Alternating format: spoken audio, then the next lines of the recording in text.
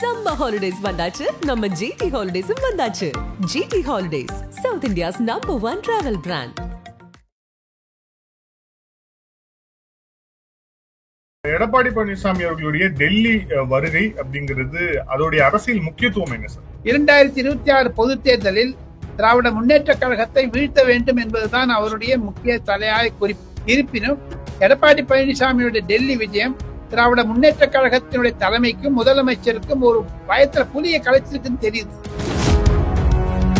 இப்ப அவரு அமித்ஷா அவர்களை சந்திக்கிறார் அப்படின்னா டிஎம்கே ஃபைல்ஸ் தொடர்பாக, குறிப்பாக திமுக தொடர்பான இந்த ஊழல் புகார்கள் உள்ளிட்ட விஷயங்களையும் கூட்டணி பேசினாலும் கூட அதை தொடர்ச்சியாக இதை ரேக்கப் பண்றதுக்கான வாய்ப்புகளும் இருக்கு அப்படின்னு புரிஞ்சுக்கலாமா?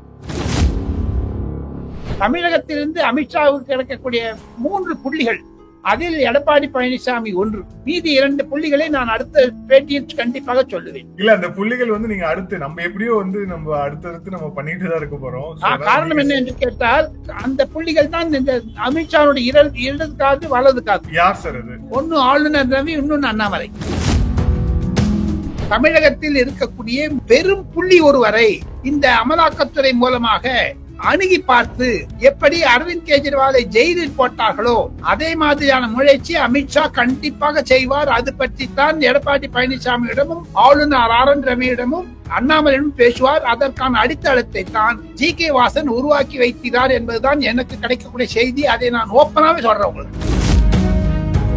டீலிமிட்டேஷனை பற்றி இருக்கக்கூடிய அக்கறை மு.க. ஸ்டாலினுக்கு ட்ரக் பத்தியே இல்லைன்னு அமித்ஷா கேட்கிறார். நாம இன்னைக்கு பாக்குறோம், இன்னைக்கு சென்னையில கிட்டத்தட்ட ஒரே இடத்துல 10 செயின் பிரிப்பு சம்பவங்களுக்கு மேல நடந்தது. யூபிக்காரங்கிறாங்க. அதுக்கு பிளேன் உள்ள போய் பிடிச்சு எடுத்துன்னு வந்தேன் தமிழ் படை, தனிப்படை, அரசாங்கத்து. இத்தனை நாள் என்ன பண்ணிட்டாரு தமிழ்நாடு போலீஸ் கமிஷனர்? அதை சொல்லுங்களேன். சென்னை போலீஸ் காவலர் தான் முழு பொறுப்பை எடுத்துக்கொள்ள வேண்டும். சட்ட ஒழுங்கு பிரச்சனை என்று ஆர்.என். ரவி அவர்களுடைய கடிதத்தை ஆர்.என். ரவி வெளியிடுவாரே, ஆனால் தமிழக அரசாங்கத்துடைய முதலமைச்சர் ராஜினாமா செய்ய வேண்டும். ஜாக்கிர் ஹுசைன் விஷயத்தில் அவர் எல்லா விஷயத்தையும் கொடுத்திருக்கார். தமிழக போலீஸ் மீது புகார் சொல்லி இருக்கிறார்.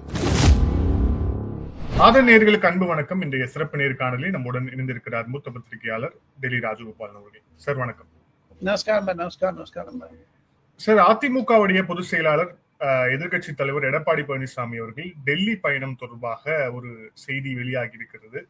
டெல்லியில அவர் யாரை சந்திக்க போறார், என்ன மாதிரியான விஷயங்கள் அதுக்கு அடுத்தடுத்து நகரப்போகுது அப்படிங்கிற அந்த விவாதம் தொடங்கிட்டு இருக்கக்கூடிய சூழல்லையே முதலமைச்சர் ஃப்ளோர்லயே பேசியிருக்கிறாரு, எதிர்கட்சி தலைவர் டெல்லி போயிட்டார் அப்படின்ட்டு. எடப்பாடி பழனிசாமி அவர்களுடைய டெல்லி வருகை அப்படிங்கிறது அதோடைய அரசியல் முக்கியத்துவம் என்ன சார்?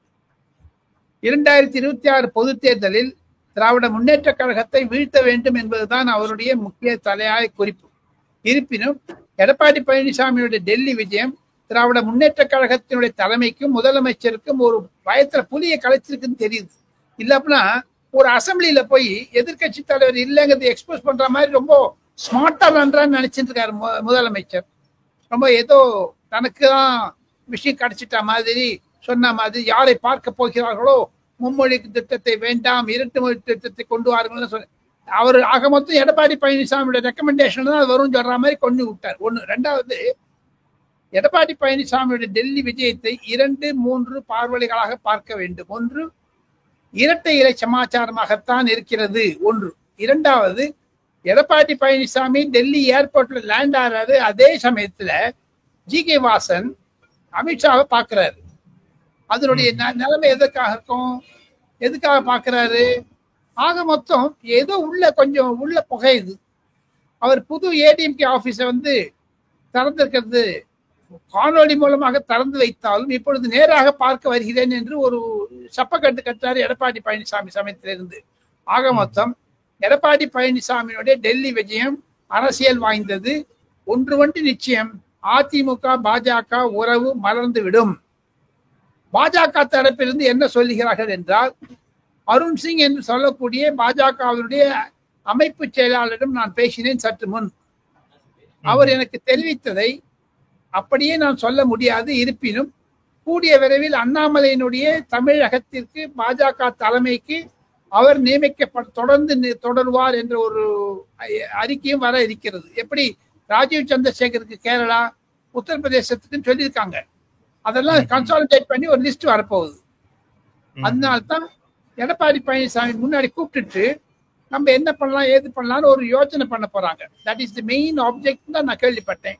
அந்த பின்னணியில் தான் ஏற்கனவே பல மாதங்களாக ஜி.கே. வாசன் தொடர்ந்து முயற்சி செய்து வருகிறார், திராவிட முன்னேற்ற கழகத்திற்கு எதிராக ஒரு அணியை திரட்ட வேண்டும் என்று. அந்த அணி ஓட்டு சிதறாமல் இருப்பதற்கு எல்லாவற்றையும் சேர்க்க வேண்டும் என்று சில ரகசிய சந்திப்புகள் மூலமாக நடக்கிறது. எல்லாத்த விட முக்கியமானது என்னன்னு கேட்டீங்கன்னா, வினோத், வேலுமணி கோயம்புத்தூர்ல அவரும் இங்க இறங்குறாரு, 4:30 மணிக்கு இங்க வந்துடுறாரு.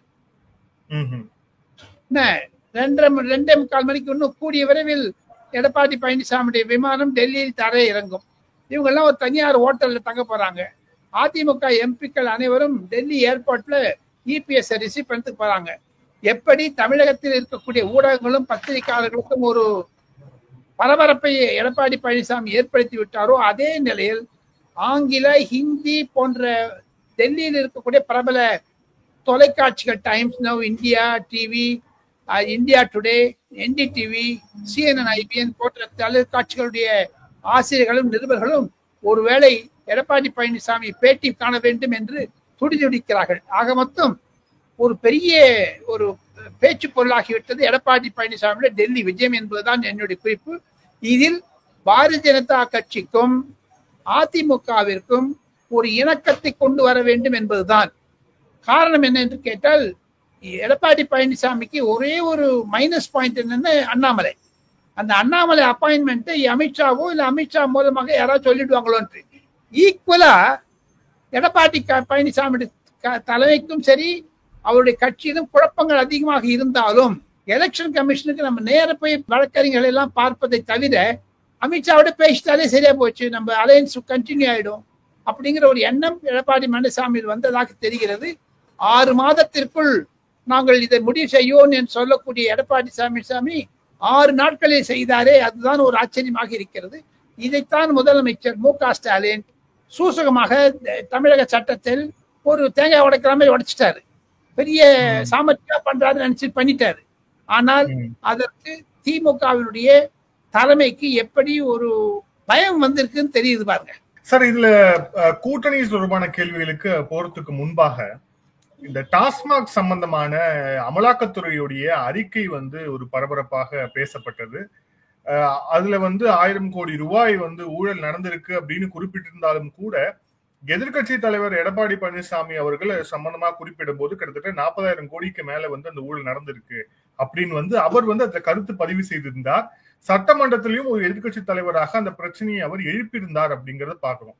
சோ இப்ப அவரு அமித்ஷா அவர்களை சந்திக்கிறார் அப்படின்னா டிஎம்கே ஃபைல்ஸ் தொடர்பாக, குறிப்பாக திமுக தொடர்பான இந்த ஊழல் புகார்கள் உள்ளிட்ட விஷயங்களையும் கூட்டணி பேசினாலும் கூட அதை தொடர்ச்சியாக இதை ரேக்கப் பண்றதுக்கான வாய்ப்புகளும் இருக்கு அப்படின்னு புரிஞ்சுக்கலாமா?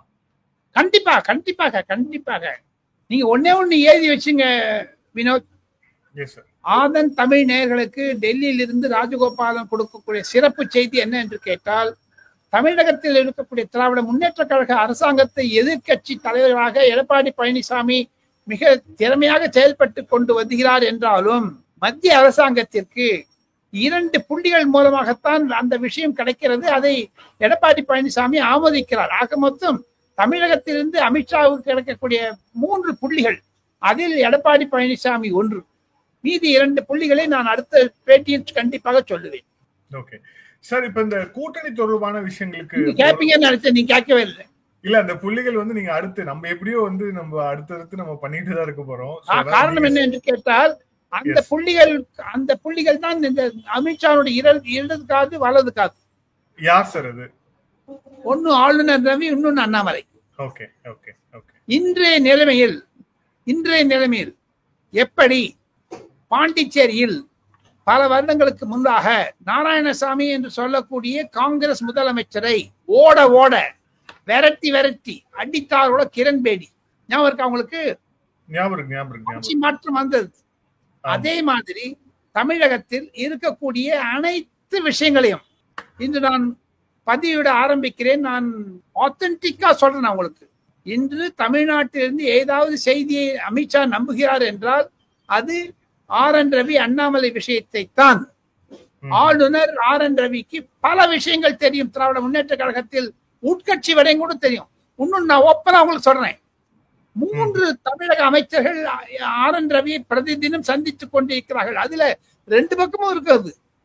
அவர் கவர்னர்கிட்ட இருந்து மெசேஜ் சிஎம் சொல்றாரு, சிஎம் கிட்ட இருந்து மெசேஜ் கவர்னர் சொல்றாரு. இருந்தாலும் ஆளுநர் RN ரவியினுடைய மனத்தாங்கல்கள் திராவிட முன்னேற்ற கழக அரசாங்கத்தை எப்படி கிரண்பேடி ஓட ஓட விரட்டினாரோ அதே மாதிரி RN ரவி விரட்ட இருக்கிறார். இன்னும் 4-5 மாதங்களில் பல விஷயங்கள் நடக்க இருக்கின்றன. தாங்கள் கேட்ட மாதிரி டாஸ்மார்க் விஷயத்தில் 1000 கோடி பற்றி 40,000 கோடி சொன்னேரே, அதற்கு பழனிவேல் தியாகராஜன் சொன்ன அந்த டேப் ரெக்கார்டை ஆதாரமாகத்தான் வைத்துக் கொண்டு எடப்பாடி பழனிசாமி பேசுகிறார்.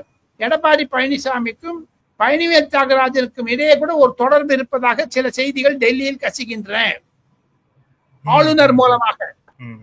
சோ ஆளுநர் இது தொடர்பாக ஒரு பெரிய ரோலை பிளே பண்ண போறாரு. அதுக்கான அவுட்கம்ஸ்ங்கிறது ஒரு 4 மாதங்கள் நமக்கே தெரிய வரும்னு சொல்றீங்க. அதிமுக பாஜக கூட்டணி தொடர்பான கருத்துக்கள் போய்கொண்டேதான் இருந்தன. ஆனா அதுக்கு எந்த ஒரு ஸ்டார்டிங் பாயிண்டும் இல்லாம எதிர்கட்சி தலைவர் எலெக்ஷன் க்ளோசிங்ல நம்ம பாத்துக்கலாம், எலெக்ஷன் திமுகக்கு எதிரான வாக்குகள் சிதறக்கூடாது, தேர்தல் வருவதற்கு முன்பாக ஒரு முடிவை எடுப்போம்னு தான் சொல்லியிருந்தார். ஆனா அவர் அந்த செய்தியாளர் சந்திப்புல அப்படி சொன்னாலும் கூட இப்ப அவர் டெல்லி வருகிறார். டெல்லியில அதிகாரப்பூர்வமான சந்திப்பு இருக்குமா இல்ல அதிகாரமற்ற சந்திப்பு இருக்குமா அப்படிங்கிற இந்த விஷயங்கள் இன்னும் முடிவுக்கு வராத சூழல்ல இப்பவே அதை வெளிக்காட்டணும்னு எடப்பாடி அவர்கள் நினைப்பாரா அப்படின்னு கேள்வி. எடப்பாடி நினைக்க மாட்டார், அமித்ஷாவும் நினைக்க மாட்டார். இருப்பினும் ஒரு பரபரப்பு சூழ்நிலையில் எடப்பாடி பழனிசாமி வருவதற்கு காரணம் என்ன என்று கேட்டால், விஜயிடம் இருந்து தமிழ் வெற்றி கழகத்திடமிருந்து ஒரு ஆதாரபூர்வமான ஆக்கப்பூர்வமான ஒரு ஏற்பாடுகள் நடக்கவில்லை. தமிழ் வெற்றி கழகத்தினுடைய ஆளுமை ஆதிக்கம் எவ்வளவு தூரம் இருக்கும் என்றும் புரியவில்லை அரசியல் ரீதியாக எடப்பாடி பழனிசாமிக்கு. ஆனால் பாரதிய ஜனதா கட்சியை பற்றி 18% வாக்கு இருப்பதை அவர் உணர்கிறார். 18 பிளஸ் அவங்க 22 பார்த்தீங்கன்னா அது 40 வந்துடுது. இவங்க இன்னும் ஒரு 10 தேவைப்பட்டு கிராஸ் பண்ணிட்டாங்கன்னா பிஜேபி ஏடிஎம் பர்மிடபிள் ஆயிடும். சோ இதையெல்லாம் கணத்தில் வைத்துக் கொண்டிருக்கிறார். அமித்ஷாவுடைய எண்ணம், முழு எண்ணம் என்ன என்று கேட்டால், எடப்பாடி பழனிசாமியை கையில் வைத்துக் கொண்டு அடுத்த முறையாக வரக்கூடிய 4-5 நாட்களில் தமிழகத்தில் இருக்கக்கூடிய பெரும் புள்ளி ஒருவரை இந்த அமலாக்கத்துறை மூலமாக அணுகி பார்த்து எப்படி அரவிந்த் கெஜ்ரிவாலை ஜெயிலில் போட்டார்களோ அதே மாதிரியான முயற்சி அமித்ஷா கண்டிப்பாக செய்வார். அது பற்றி தான் எடப்பாடி பழனிசாமியிடமும் ஆளுநர் RN ரவியிடமும் அண்ணாமலையிடம் பேசுவார். அதற்கான அடித்தளத்தை தான் ஜி.கே. வாசன் உருவாக்கி வைக்கிறார் என்பதுதான் எனக்கு கிடைக்கக்கூடிய செய்தி. அதை நான் ஓப்பனாவே சொல்றேன் உங்களுக்கு. இப்ப இந்த சந்திப்பு இது சம்பந்தமா முதலமைச்சர் எப்பவுமே நிறைய விஷயங்கள் அவருக்கு அதை பத்தி அவர் நிறைய கேர் பண்ணிக்கிறது இல்ல, நிறைய விஷயங்கள் பேசுறதும் இல்ல. ஆனா எடப்பாடி பழனிசாமி அவர்கள் டெல்லி சென்றிருக்கிறார் அப்படிங்கிறது அசம்பிளி புளோர்ல வச்சு ஒரு முதலமைச்சர் சொல்ல வேண்டிய தேவை அவனுக்கு ஏன் வந்தது? இதை நம்ம அச்சத்தின் வெளிப்பாடுன்னு எடுத்துக்கலாமா? பயத்தின் வெளிப்பாடு. அச்சம் டிப்ளமேட்டிக்கா சொல்லாதீங்க வினோத். பயம் பயம் பயம். அமித்ஷா தானே பண்ணிட்டு வராரோன்ற பயம், வேற ஒண்ணுமே இல்லை.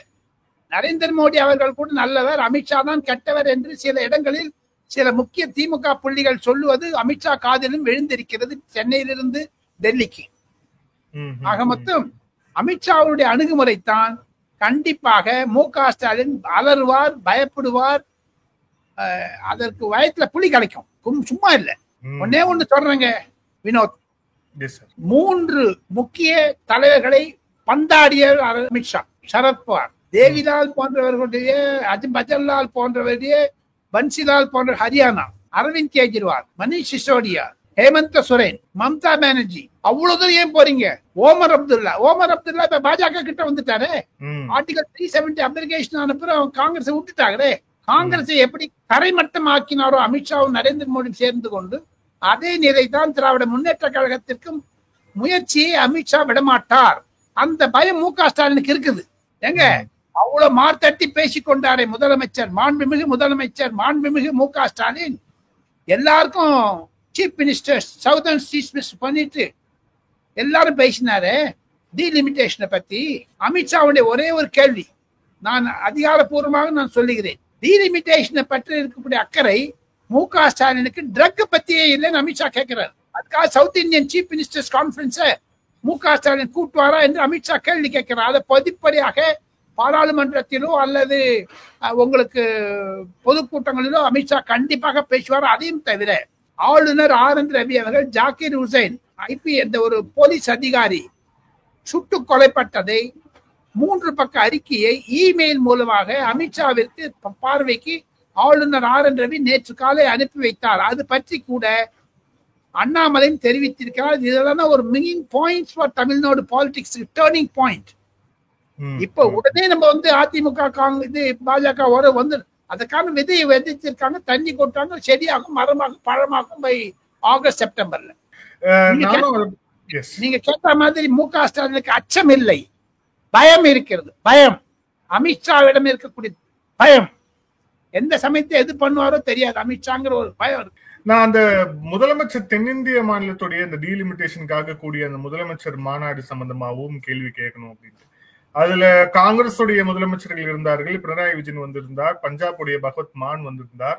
சோ அது ஒரு நேஷனல் லெவல்ல சென்னை ஃபுல்லா கையில தீப்பந்தத்தை ஏத்திட்டு இந்த ஒலிம்பிக் ஜோதியோட ஸ்டாலின் அவர்களுக்கு கூடிய போஸ்டர்ஸ் தான் எங்க பார்த்தாலும் இருந்தது.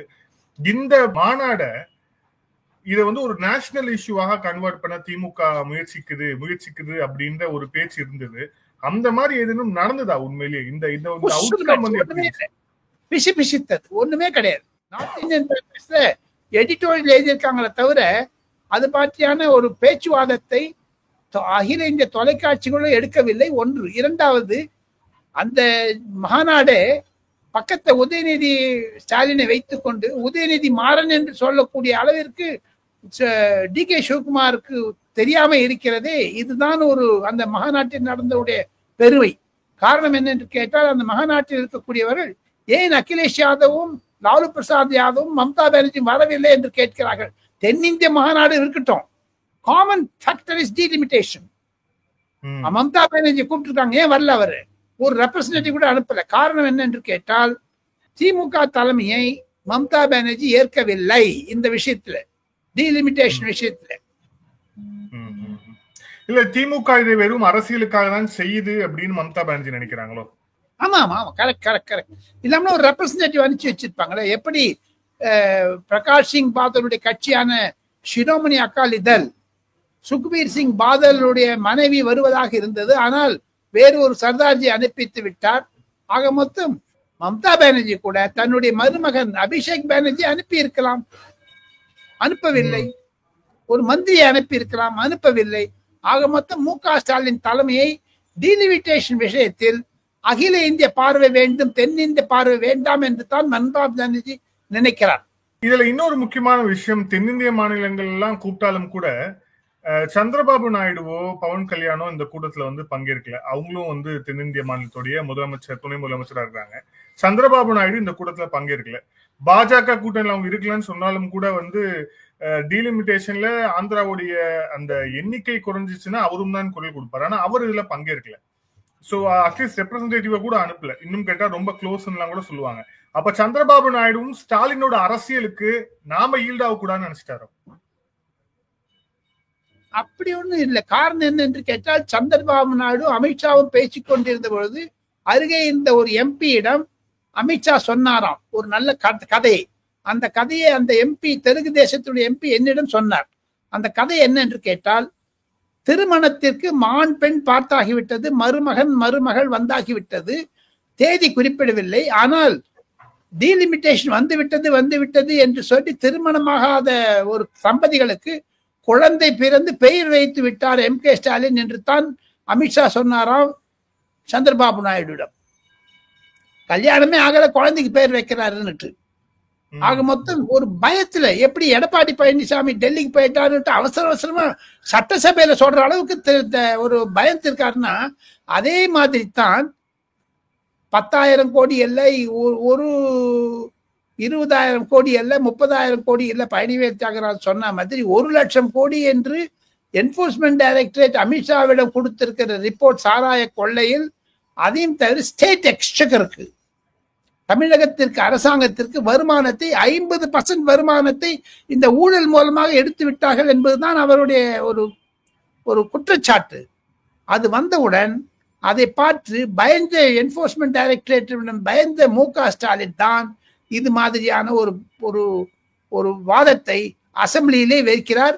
அதற்காகத்தான் முதலமைச்சர்கள் மாநாடு என்று திசை திருப்ப முனைகிறார் என்று சந்திரபாபு நாயுடு நினைப்பதாகத்தான் அந்த எம்பியும் என்னிடம் சொன்னார். வினோத் சார், இந்த நேர்காணல இறுதியான கேள்வி, ஒரு பொலிட்டிக்கல் அப்சர்வரா இவ்வளவு நாளா ஜேர்னலிசத்தை ஃபாலோ பண்ணிட்டு இருக்கிறவரா, டீலிமிட்டேஷன்னா என்ன, அதனால எவ்வளவு பிரச்சனைகள் வரப்போகுது, டீலிமிட்டேஷனால தமிழகத்துக்கு என்ன பாதிப்பு அப்படிங்கிற எந்த ஒரு அடிப்படை தரவுமே இல்லாத ஒரு பிரச்சனைக்காக ஒரு மாநாடு நடத்துறமே அப்படிங்கிற அந்த ஒரு அடிப்படை கூட ஸ்டாலின் அவர்களுக்கு தெரியாதா அப்படிங்கிற ஒரு கேள்வி இருக்கு இல்லையா? அதுக்கு உங்களுடைய பார்வை என்ன?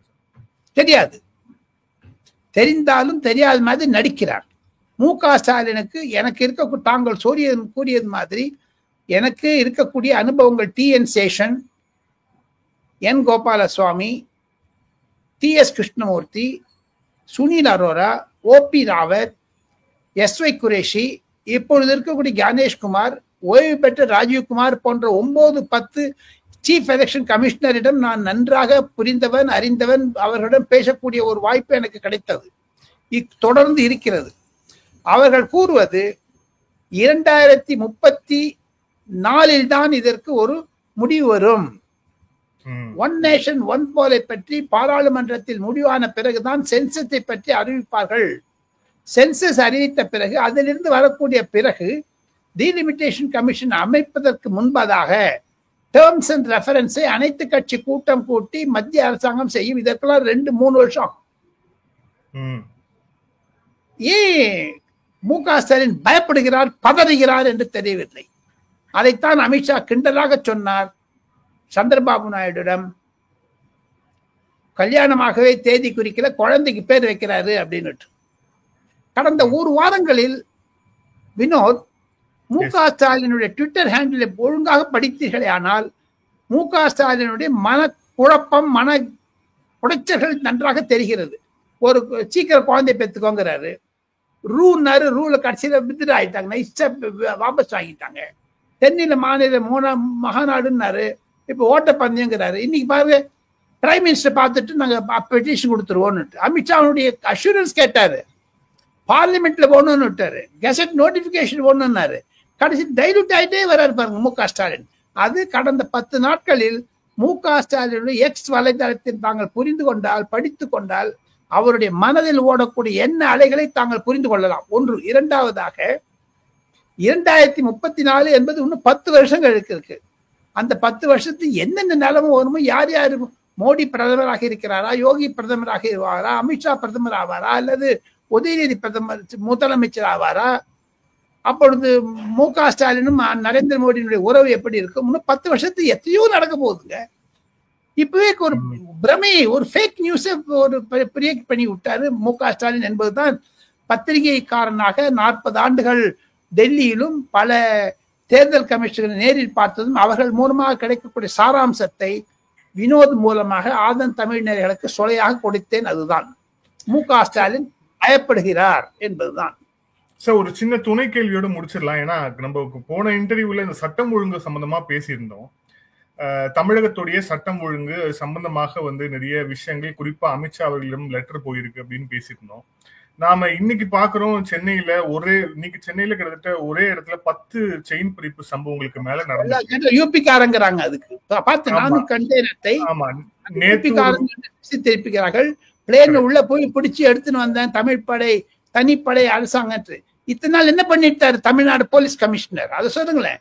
சட்ட ஒழுங்கு இல்லை என்று தாங்கள் கூறுவது தமிழகத்தில் 10 செயின் கொள்ளை என்பதை நிரூபித்தது இன்று 25ஆம் தேதி டியூஸ்டே 2/2025.